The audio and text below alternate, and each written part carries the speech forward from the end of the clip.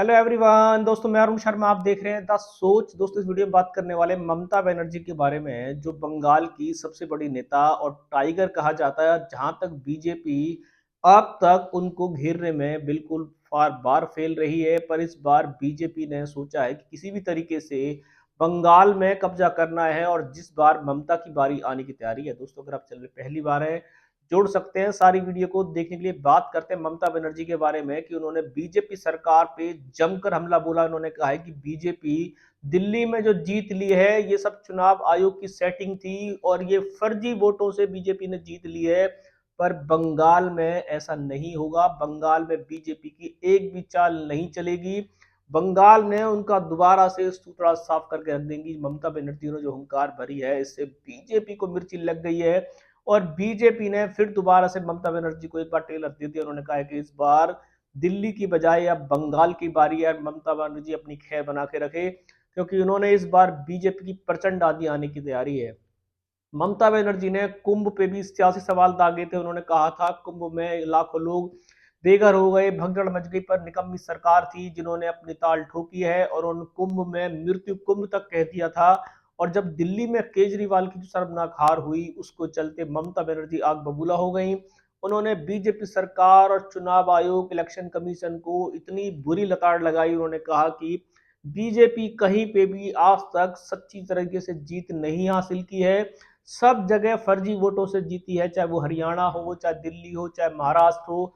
पर बंगाल में बीजेपी की एक नहीं चलेगी और यहाँ की जनता बीजेपी को फिर दोबारा से भगा के छोड़ेगी। अब ममता बनर्जी के दावों में कितना दम है, इस पे अलग अलग विश्लेषण आ रहे हैं। ममता बनर्जी इस बार दिल्ली की जीत से उनको धक्का लगा है। कुछ लोग ये कह रहे हैं, कुछ लोग ये कह रहे हैं कि ममता बनर्जी को बीजेपी चाहकर भी नहीं हिला सकती, उनका गढ़ मजबूत है।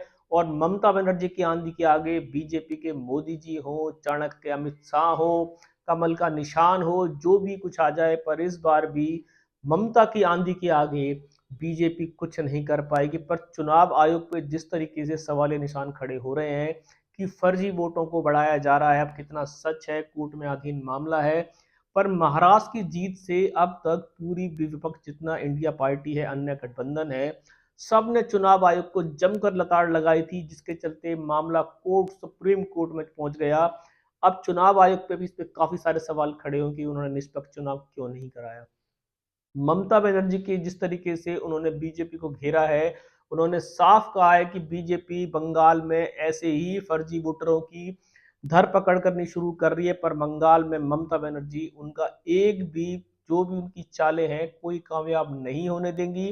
बंगाल की जनता में बीजेपी के लिए आज भी रोष है और जिस तरीके से ममता बनर्जी की हुंकारें हैं, अब तक बीजेपी चाह कर भी बंगाल पे बहुत दिनों से, दिल्ली का बनवास तो बीजेपी ने खत्म कर लिया, क्या ममता बनर्जी को बीजेपी इस बार घेर पाएगी?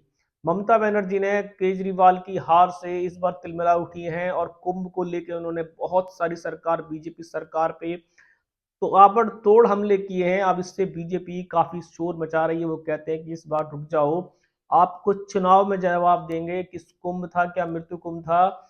और जिस तरीके से ममता बनर्जी को बीजेपी इस बार घेरने की तैयारी कर रही है, अब इसमें कितना साबित, इतनी कितनी सफल होगी, कुछ नहीं कहा जा सकता। पर केजरीवाल को जिस तरीके से उन्होंने घेरा था, 15 साल के बाद उनको केजरीवाल की सत्ता हाथ लगी, कहीं ममता बनर्जी का नंबर तो नहीं आने वाला है। क्योंकि बीजेपी की इस बार वोट बैंक, अब बीजेपी कहती है कि वोट बैंक बढ़ रहा है, पर जितने भी टीमें हैं, जितने भी अन्य पार्टियां हैं, वो कहते हैं कि चुनाव आयोग से बढ़ रहा है, या सब फर्जी वोटर लाए गए हैं, या सारी मशीनें सेट हैं। पर अगर यही हाल दिल्ली की जगह अगर बंगाल तक पहुंच गया, तो ममता बनर्जी क्या कर पाएंगी? फिर तो ममता बनर्जी की भी हार होगी। अब ममता बनर्जी ने सियासी उलझने बढ़ा दी है, बीजेपी भी ताबड़तोड़ हमले कर दिए हैं, बीजेपी भी अपनी रणनीति पुख्ता करने की तैयारी कर रही है और आने वाले समय में बंगाल पे उनको मेन कब्जे करने की तैयारी है।